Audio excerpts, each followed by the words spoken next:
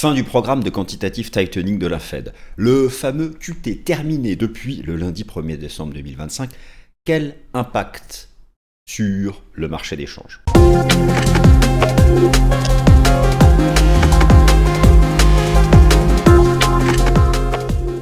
Le contenu de cette vidéo ne constitue en aucun cas un conseil financier.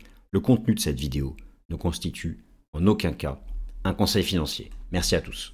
Chers amis, ravis de vous retrouver pour cette nouvelle édition du Fast and Forex où nous allons parler, où je vais vous expliquer historiquement, maintenant et puis dans le futur, quel impact peut-on attendre sur le marché des changes flottant, le fameux Forex, alors essentiellement drivé par la tendance de fond du dollar US sur le marché des changes. Donc en réalité, la question est de savoir quel impact la fin du QT de la Fed peut avoir sur le dollar américain. Nous allons nous servir du passé, nous allons aussi regarder le présent et puis nous projeter.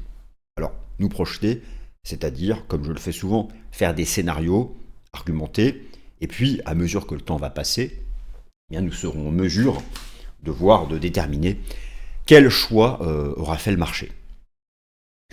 Alors déjà, première question, je vous la pose, nous échangeons là tranquillement. La fin du programme de quantitative tightening de la Fed. Qu'est-ce que c'est? Imaginez, un ami vous pose la question, il tombe sur un article sur le sujet. Bon, enfin bref, vous en parlez quoi. Et vous êtes un peu sur les marchés, forcément, vous êtes tous investisseurs, je pense ici, sinon vous ne seriez pas là à regarder la vidéo, à moins que vous soyez quand même là pour me regarder raconter mes petites histoires, même si vous n'êtes pas sur les marchés. D'ailleurs, si c'est le cas, je vous en remercie. Mais revenons à notre sujet. Vous souhaitez expliquer à un ami, votre compagne aussi, n'importe qui s'intéresse à l'investissement, un frère, une sœur, des parents, de manière simple, en quoi consiste la fin du QT de la Fed? Non, parce que le quantitative easing de la Fed, le QE, le programme de quantitative easing, tout le monde sait à peu près l'expliquer, on va dire impression monétaire, et encore, ça ne veut rien dire impression monétaire.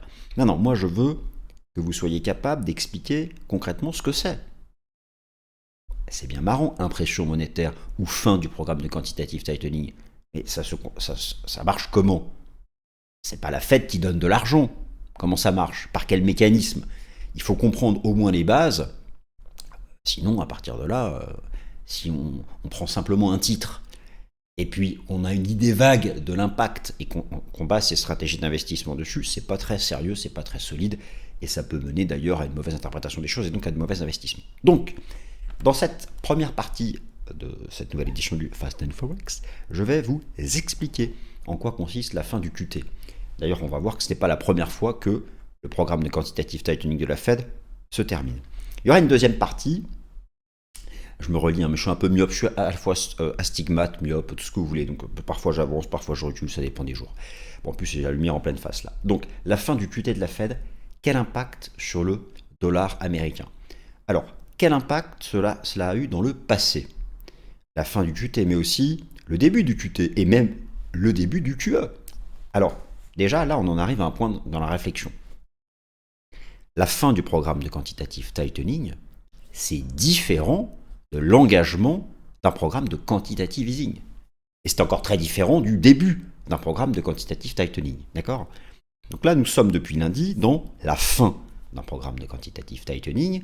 Nous ne sommes pas dans le début d'une phase de quantitative easing. Ça peut être l'étape intermédiaire, c'est l'étape nécessaire, mais l'un n'entraîne pas l'autre. Sauf si la politique monétaire devait évoluer pour des raisons macro d'ici là, mais pas cette année. Alors, direz-vous, l'année prochaine n'est pas loin. Oui, on aura l'occasion d'en reparler 1000 fois. Troisième partie, le bilan de la Fed va donc se mettre à plat. À partir de là, les possibles sont connus. Le bilan de la Fed se met à plat. Il peut rester plat, il peut reprendre le chemin de la baisse ou remonter. Quel impact du coup sur le dollar? Et dans quelles circonstances, quel contexte? Le dollar, le FX de manière générale.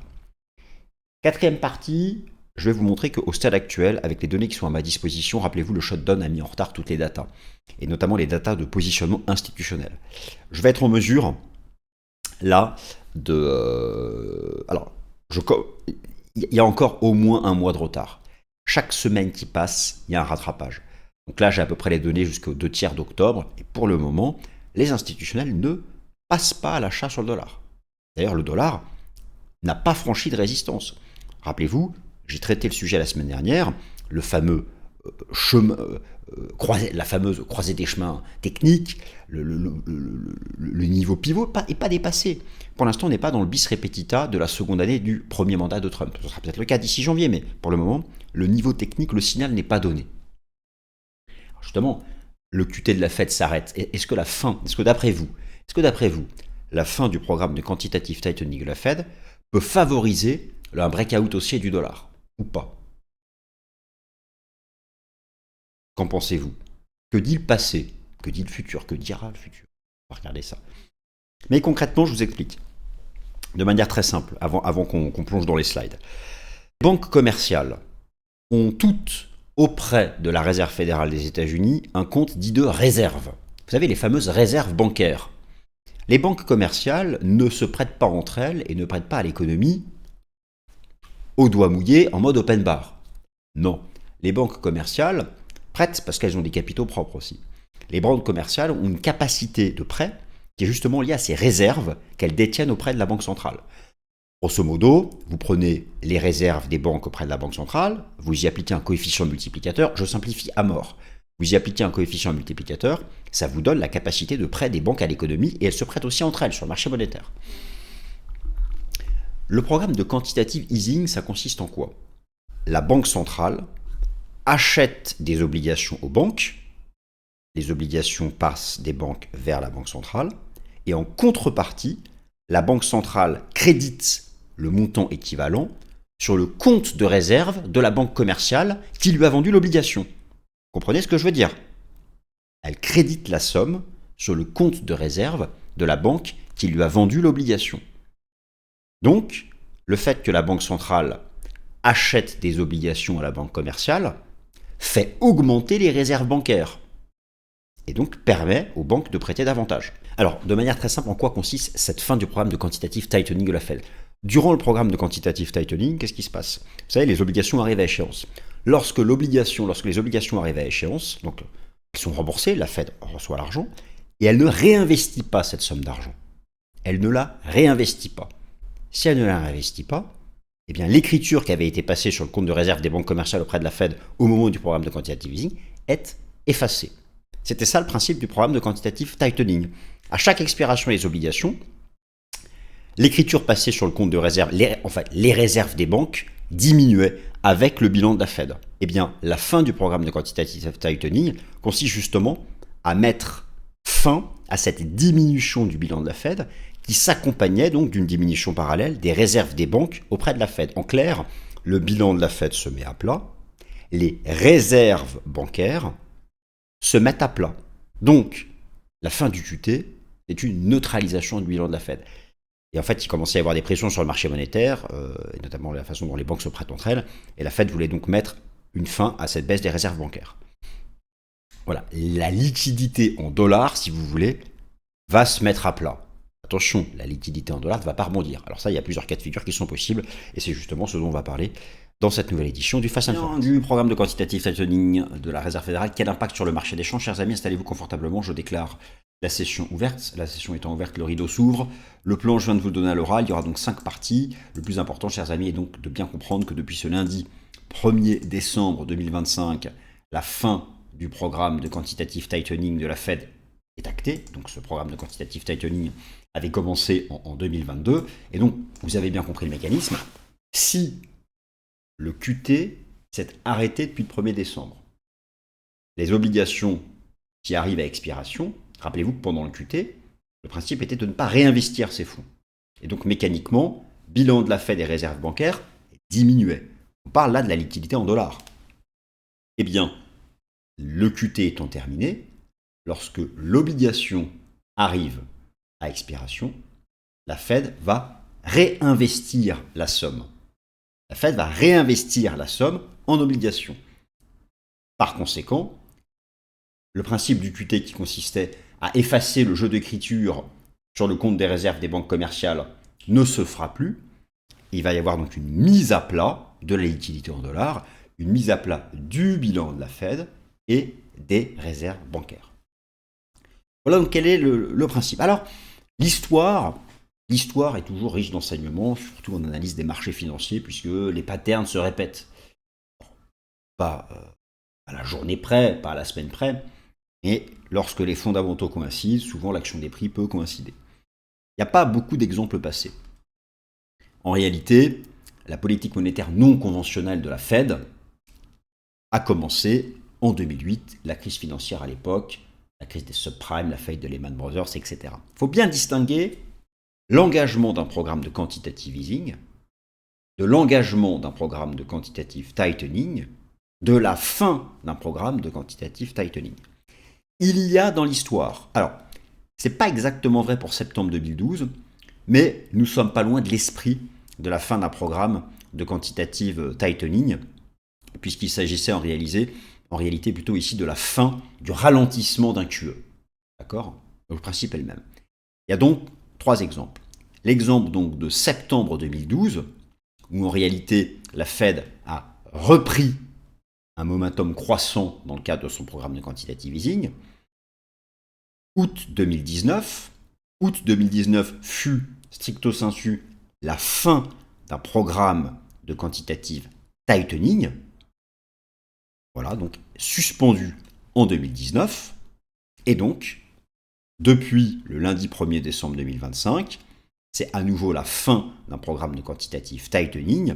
Programme de quantitative tightening qui avait commencé donc en première partie de l'année 2022. Bien sûr, un des outils majeurs pour lutter contre l'inflation. Programme de quantitative tightening, réduire la liquidité en dollars. En parallèle de ça, politique monétaire conventionnelle, hausse du taux d'intérêt des fonds fédéraux. Tout cela a été fait donc pour lutter contre l'inflation. Nous avons donc 2 exemples passés de fin du QT, d'accord ? Ou si vous voulez, de mise à plat du bilan de la Réserve fédérale des États-Unis.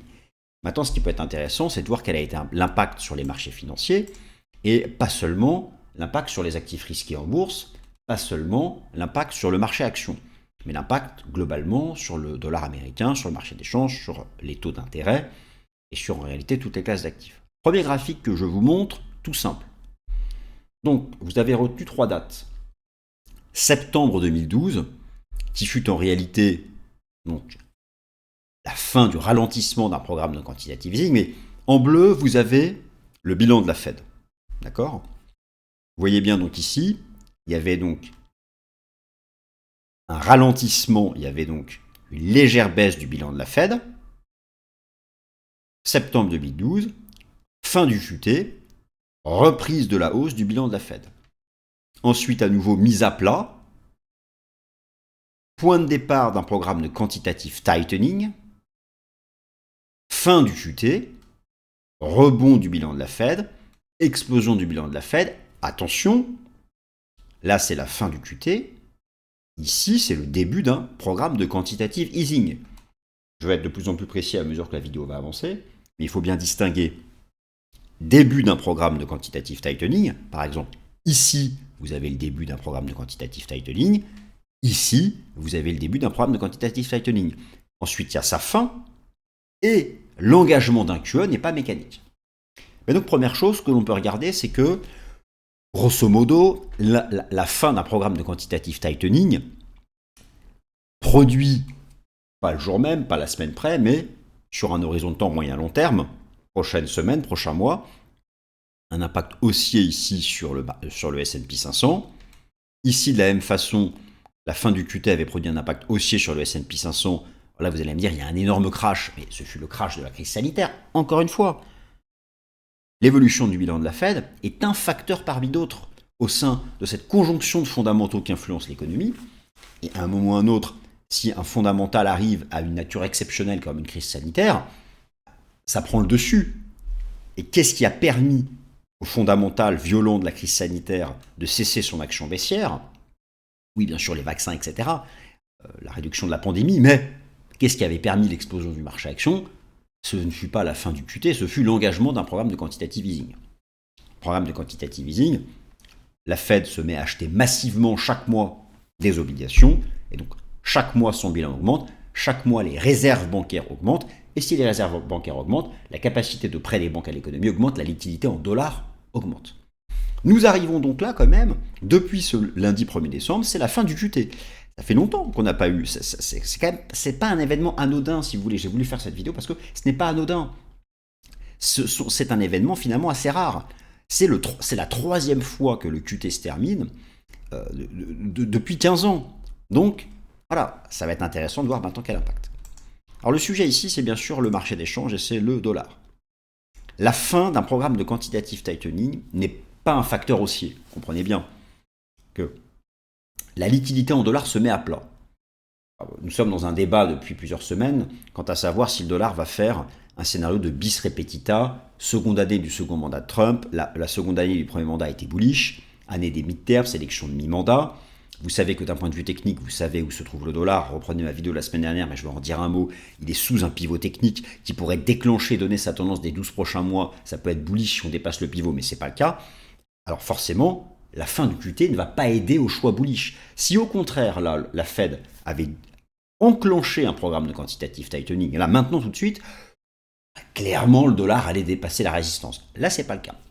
Alors, donc, ce qu'il faut savoir, c'est donc que c'est l'engagement d'un programme de quantitative tightening qui a un effet haussier. C'est l'engagement d'un QT qui a un effet haussier. La fin du QT a un effet plus ambivalent. Alors, on va repasser directement ici, le graphique, je l'ai construit ici sur TradingView. Dollar américain et début du QT, fin du QT. Prenons donc le graphique depuis 15 ans. En bleu, toujours le bilan de la Fed. Première information qui saute aux yeux, et en bougie japonaise, vous avez le dollar, représenté ici par le dollar US face à un panier de devises de son code, son ticker DXY. Clairement, une chose s'impose. Le début d'un QT, c'est bullish pour le dollar. Regardez ici, chute du bilan de la Fed, QT starts, explosion du dollar. Ici, QT starts, alors le dollar avait déjà commencé son rebond en amont, pour des raisons macro, pour des raisons aussi d'anticipation de la fin, parce que le marché souvent anticipe. Il anticipe. Mais clairement, lorsque le QT commence, le dollar pousse. Soit il continue de pousser, soit il commence à pousser. Dans tous les cas, le QT a un impact haussier. Maintenant, la fin des programmes de quantitative tightening a un impact au mieux neutre, au pire baissier, enfin au pire, il n'y a pas de jugement de valeur, neutre à baissier. La fin d'un programme de QT a un impact neutre à baissier. D'accord? Alors oui, par contre, effectivement, un programme de quantitative easing a un impact baissier sur le dollar, puisque la liquidité en dollars augmente. Regardez là, lorsque le QE de la Fed, le QE Covid a été engagé, le dollar a droppé pendant plusieurs mois. Voilà. Donc, on comprend l'impact du début du QT, l'impact d'un QE, on voit que c'est beaucoup plus ambivalent la fin d'un QT, surtout que la Fed insiste bien, au stade actuel, il ne s'agit pas d'engager un programme de quantitative easing. La ligne bleue ici, qui est le bilan de la Fed, va se mettre à plat. Mais oui, ce n'est pas un facteur haussier, ça ne va pas aider à un choix bullish du dollar américain. Ça, c'est donc la première chose que nous pouvons savoir. Alors, attention quand même, moi quand je construis mes PowerPoint, je construis mon raisonnement, attention, là, on peut se dire, oh là, j'ai trouvé la martingale, ça y est, bilan de la Fed, et puis c'est bon, je sais où iront les actifs. Tout de suite, disclaimer de mi-présentation. Non, c'est un facteur parmi d'autres. Et en bourse, les fondamentaux, c'est toujours pareil, il y a une balance de fondamentaux. Le mouvement boursier qui va avoir lieu sera celui vers lequel les fondamentaux, la balance va peser. Et dans quelle proportion ça pèse? 90-10, 60-40, voilà. En tout cas, la fin du programme de quantitative tightening de la Fed ne va pas aider le dollar à faire un breakout haussier. C'est ce que déjà vous pouvez retenir. Alors maintenant, le bilan de la Fed va se mettre à plat. Depuis ce lundi, il se met à plat.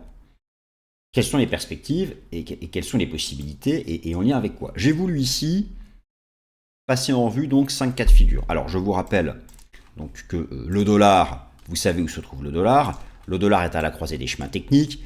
Alors regardez, il n'a toujours pas franchi le pivot. Vous connaissez le topo, reprenez ma vidéo la semaine dernière. Là, vous aviez la baisse de la première année du premier mandat de Trump, la mise à plat, la double divergence, le breakout, le pivot, la phase bullish.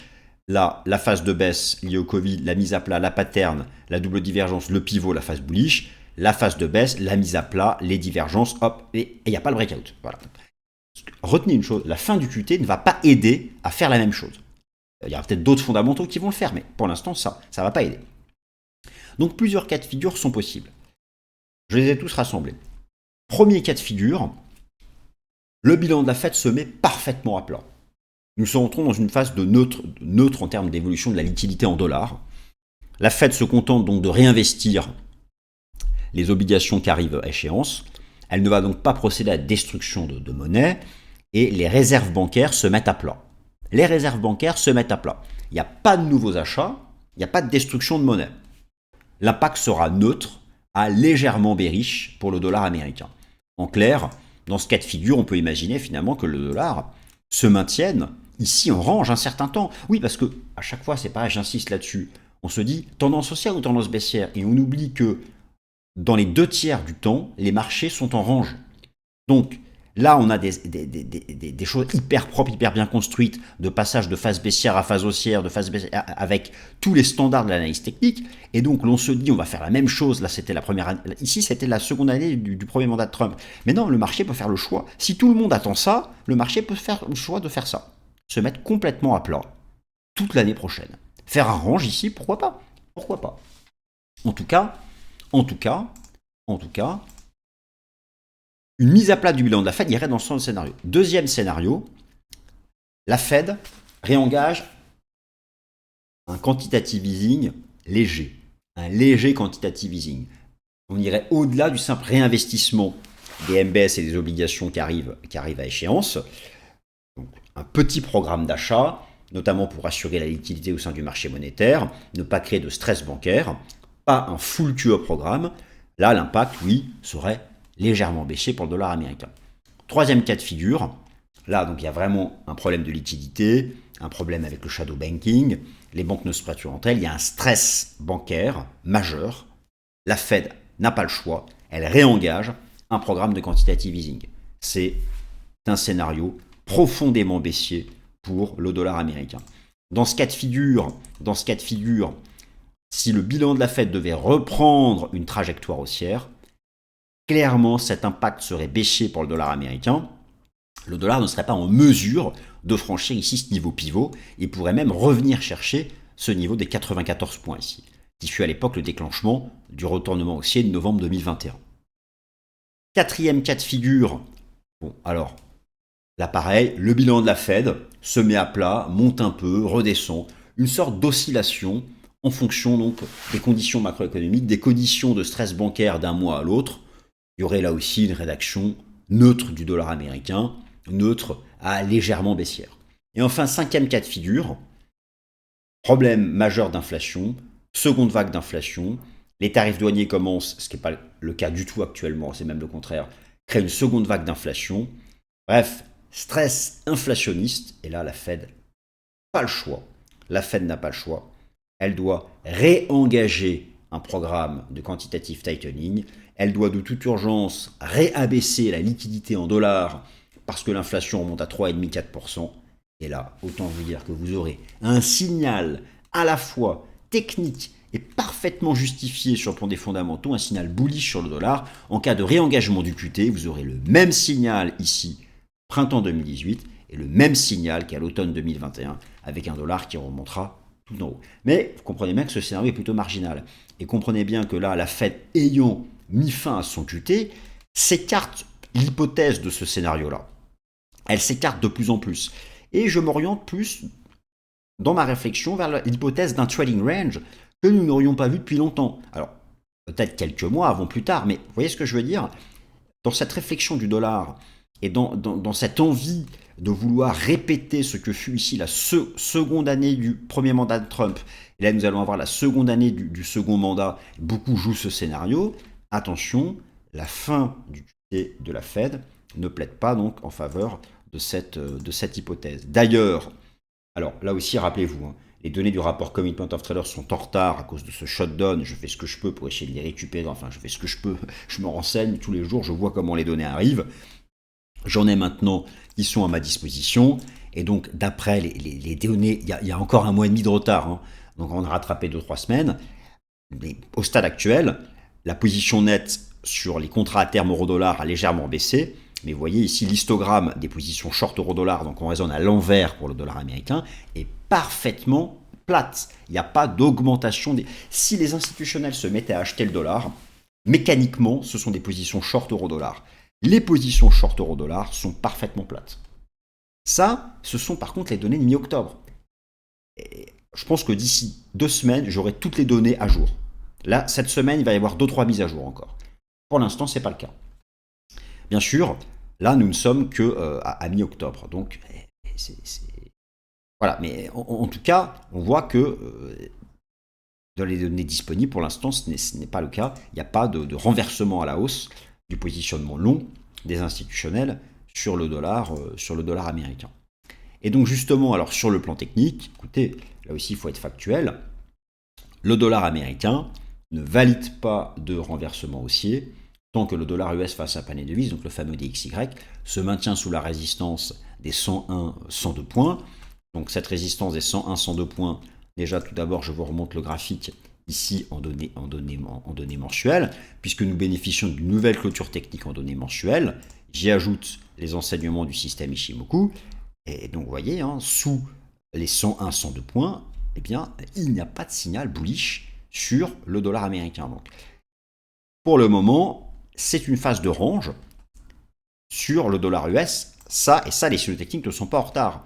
De la même façon, donc, en données hebdomadaires, il y a donc beaucoup de comparaisons avec ces phases latérales, mais toutes ces phases latérales de 2018 et 2021 qui se sont traduites par une poussée haussière du dollar se sont transformées en phase de renversement haussier dès lors qu'elles étaient validées par un breakout.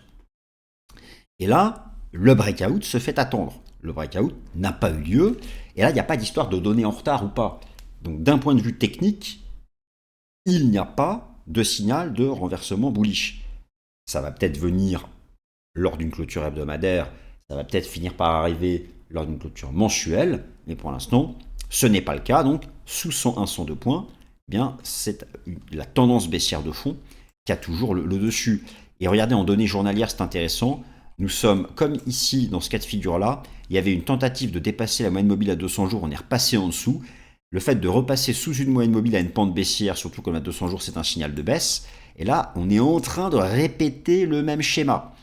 Donc, conclusion, sous la résistance des 101-102 points, et même sous la moyenne mobile à 200 jours, l'analyse technique donne toujours un message, en tout cas qui n'est pas bullish pour le dollar américain. Et la fin du QT, vous l'avez compris, n'est pas un argument bullish non plus pour le dollar. C'est neutre à baissier, mais d'autres facteurs peuvent peser. Voilà, chers amis, eh bien écoutez, ainsi s'achève cette nouvelle édition du Fast and Forex. J'espère que vous avez appris des choses intéressantes et que vous avez passé un bon moment. Merci à toutes et à tous, bonne semaine. Ce contenu est informatif et éducatif destiné aux personnes connaissant les marchés financiers. Il ne constitue pas un conseil en investissement, juridique ou fiscal. Le trading et l'investissement comportent des risques, notamment la perte de capital. Les CFD et actifs numériques sont volatiles et ne conviennent pas à tous. Swissquote décline toute responsabilité quant à l'exactitude du contenu ou aux pertes liées à son usage. Produits et services disponibles selon la législation en vigueur.